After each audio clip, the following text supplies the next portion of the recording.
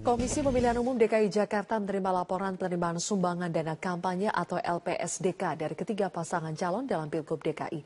Laporan dana terbesar disampaikan oleh tim pemenangan Ahok Jarot, disusul pasangan Anies Sandi, dan laporan dana kampanye paling kecil dimiliki pasangan Agus Silvi. Dana sumbangan terbanyak diterima oleh pasangan nomor urut 2, Basuki Cahayapurnama Jarod Saiful Hidayat, mencapai 48 miliar rupiah. Sumber dana terbesar berasal dari sumbangan perseorangan dengan nominal di bawah 500.000. Sementara itu sumbangan dana kampanye terbesar berikutnya adalah pasangan nomor urut 3, Anies Baswedan Sandiaga Uno, mencapai 35,6 miliar. Dari jumlah dana ini, 34 miliar diantaranya merupakan sumbangan Sandiaga Uno. Sementara Anies Baswedan menyumbang 400 juta rupiah. Sementara itu jumlah sumbangan dana kampanye pasangan nomor urut 1, Agus Yudhoyono Harimurti Silviana Murni, sebesar 9,1 miliar dengan sumbangan atau sumber dana terbesar dari perseorangan sebesar 4,4 miliar rupiah. Laporan ini nantinya akan diaudit oleh akuntan publik. Peraturan KPU mengatur sumbangan perseorangan tidak lebih dari 75 juta rupiah, sementara sumbangan badan hukum swasta atau kelompok maksimal 775 juta rupiah.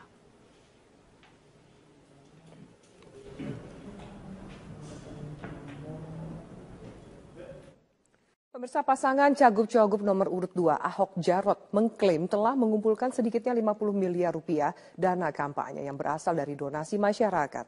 Dalam waktu dekat kegiatan penggalangan dana kampanye rencananya akan dihentikan karena sudah dianggap cukup. Ditemui usai menghadiri kegiatan deklarasi Barisan Perempuan Baja pada Senin sore, calon gubernur petahana DKI Jakarta Basuki Cahayapurnama atau Ahok menyatakan seluruh kegiatan penggalangan dana kampanye akan dihentikan setidaknya pada akhir Desember mendatang. Sejak penggalangan dana kampanye dimulai pada tanggal 28 Oktober 2016 melalui program kampanye rakyat, pasangan Ahok Jarot mengklaim telah menembus angka 50 miliar rupiah dari berbagai kegiatan penggalangan dana seperti gala dinner, foto bersama, dan juga pertemuan dengan warga di Rumah Lembang. Seluruh donasi yang berhasil dikumpulkan harus sesuai dengan ketentuan KPU DKI Jakarta, seperti harus diberikan secara non-tunai, serta warga pemberi donasi harus menyertakan NPWP. Itu kan semua tercatat, karena tidak ada yang tunai, semua ini transfer. Dan semua punya NPWP sesuai dengan aturan KPU.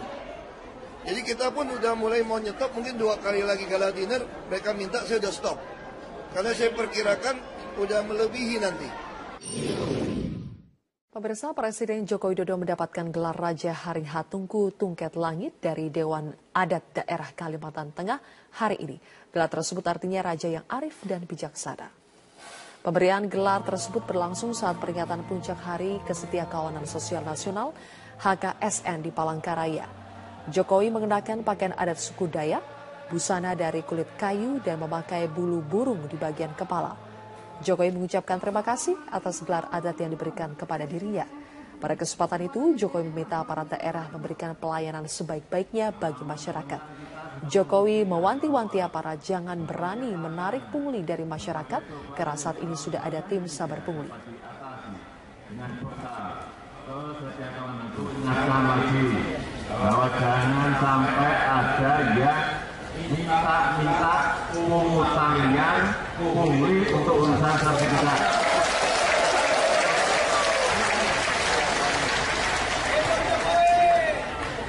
Tidak boleh. Bahwa ingat sekarang sudah ada sabar pungli. Hati-hati. Yang sudah ditangkap sudah banyak. Jangan ada yang menambah lagi. Dan titip baju kantor BPN. Layani masyarakat sebaik-baiknya. Kita beralih ke informasi. Ahmad Dhani memenuhi panggilan pemeriksaan tim penyidik Direktorat Kriminal Umum Polda Metro Jaya. Ia diperiksa sebagai saksi atas tersangka dugaan makar Sri Bintang Pamungkas. Ahmad Dhani tiba di Ditreskrimum Polda Metro Jaya sekitar pukul 14.50 waktu Indonesia bagian Barat. Ia datang dengan didampingi tim kuasa hukumnya untuk memberikan keterangan sebagai saksi atas tersangka dugaan upaya makar, yaitu tersangka Sri Bintang Pamungkas, yang mengaku tidak mengenal baik sosok Sri Bintang dan hanya sempat menghadiri sejumlah pertemuan yang sama, yaitu ketika di bawah jembatan Kalijodo, Universitas Bung Karno, dan di Makobrimob Kelapa II. Dari pertemuan tersebut, ia menyebut tidak pernah ada pembahasan upaya makar seperti yang dituduhkan.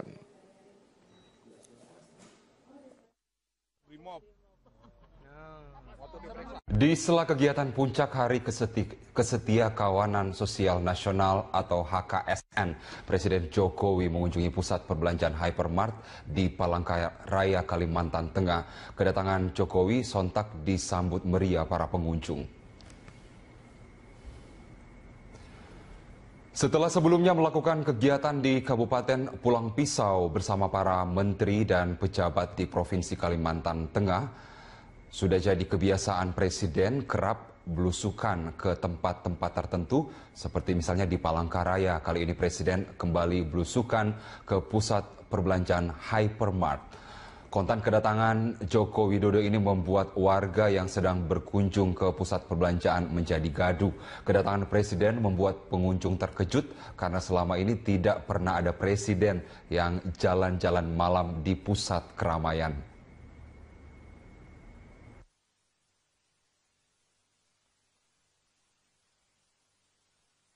Menyambut Hari Ibu yang jatuh setiap tanggal 22 Desember, calon gubernur nomor urut 1 Agus Harimurti Yudhoyono berjanji akan memperbanyak fasilitas bagi kaum perempuan di lokasi-lokasi umum. Ya, Agus juga berjanji akan memberikan 1 miliar per tahun kepada RT RW di Jakarta. Keinginan ini disampaikan Cagup nomor urut 1 Agus Harimurti Yudhoyono saat melakukan tatap muka dengan warga Cempaka Putih, Jakarta Pusat. Agus menilai saat ini di Jakarta terasa masih kurang fasilitas bagi kaum perempuan, khususnya ibu menyusui. Dirinya berjanji akan memperbanyak fasilitas bagi perempuan, tidak hanya bagi ibu menyusui, tetapi juga bagi perempuan lainnya seperti angkutan umum dan pusat kesehatan. Agus juga kembali menjanjikan anggaran sebesar 1 miliar rupiah per tahun untuk RT RW di Jakarta.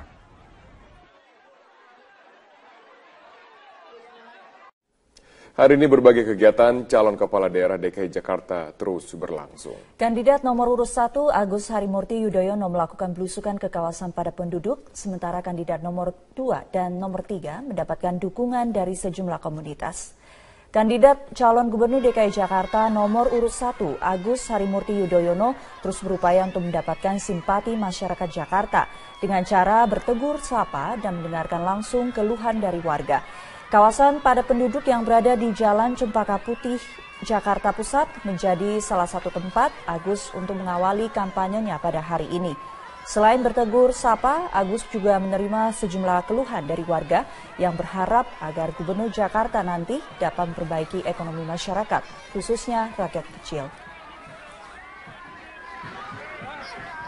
Sementara itu pagi hari ini calon wakil gubernur DKI Jakarta petahana Jarod Saiful Hidayat bersyukur mendapatkan dukungan dari sejumlah elemen masyarakat. Di antaranya dukungan dari 4 majelis taklim yang telah merasakan manfaat dari hasil kerja Ahok dan Jarod. Contohnya adalah masalah banjir yang saat ini dampaknya tidak separah beberapa tahun yang lalu. Selain itu, kandidat nomor 2 ini juga mendapatkan dukungan dari warga penertiban Kali Serpong yang sudah merasa hidup mereka lebih sejahtera di rumah susun Marunda.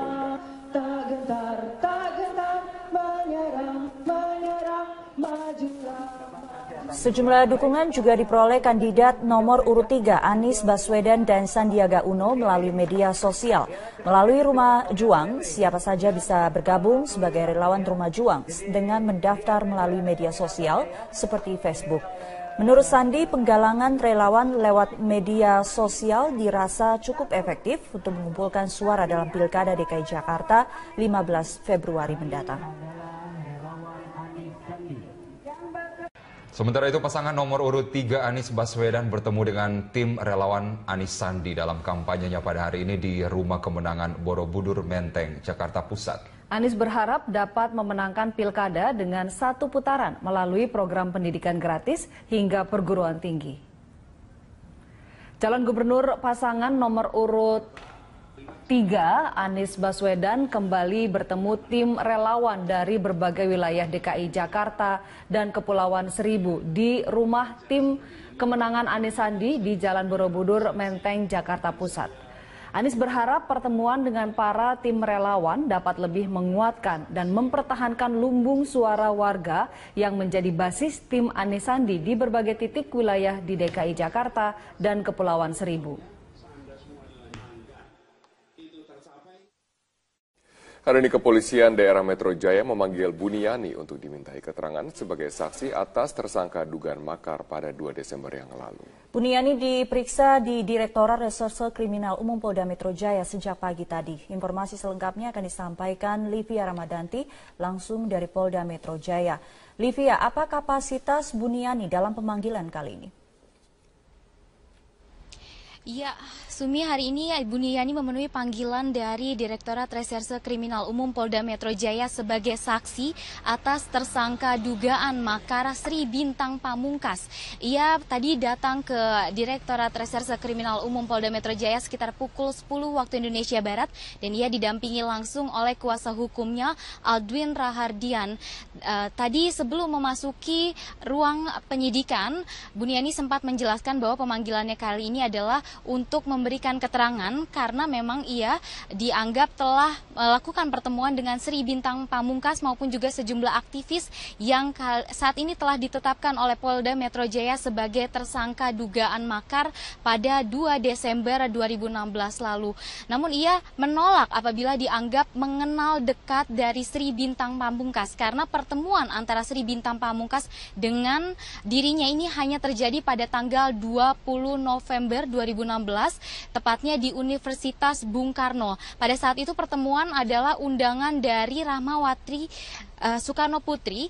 Ia menjelaskan bahwa pertemuan itu adalah untuk menjelaskan atau mendengarkan terkait dengan kasus hukum yang tengah didalami atau telah diikuti oleh Buniani sendiri terkait dengan kasus dugaan pencemaran atau dugaan dari penistaan agama oleh Ahok Basuki Cahayapurnama. Dan tadi kami juga sempat menanyakan terhadap Buniani maupun juga kuasa hukumnya, pemanggilan terhadap dirinya ini adalah pemanggilan yang kedua karena pada Jumat pekan lalu pada tanggal 16 Desember 2016 Buniani ini sempat dijadwalkan dipanggil oleh tim penyidik dari Polda Metro Jaya, namun ia berhalangan hadir karena sakit dan baru memenuhi pemanggilan pada hari ini. Dan berikut adalah kutipan wawancara selengkapnya dengan Aldwin Rahardian terkait dengan pemanggilan Buniani pada hari ini. Ya, hari ini kan Pak Buni dipanggil oleh Polda Metro Jaya terkait dengan sebagai saksi atas dugaan makar yang dilakukan oleh Pak SBP begitu. Hanya di surat panggilan itu dinyatakan lokasinya itu ya tindak pidana diduga dilakukan di kolong jembatan Kalijodo. Nah, Pak Buni juga agak sedikit kaget karena memang tidak pernah dia itu hadir, apalagi menghadiri acara di situ. Sumi, sejauh ini sudah ada 11 tersangka yang ditetapkan oleh Polda Metro Jaya terkait dengan dugaan makar pada 2 Desember 2016. Dan hari ini rencananya selain memanggil dari Buniani, Polda Metro Jaya juga mengagendakan untuk memanggil musisi Ahmad Dhani. Namun masih belum diketahui apakah pemanggilan terhadap Ahmad Dhani ini akan dilaksanakan pada hari ini atau pada Kamis 22 Desember mendatang. Untuk sementara demikian yang dapat kami laporkan langsung dari Polda Metro Jaya.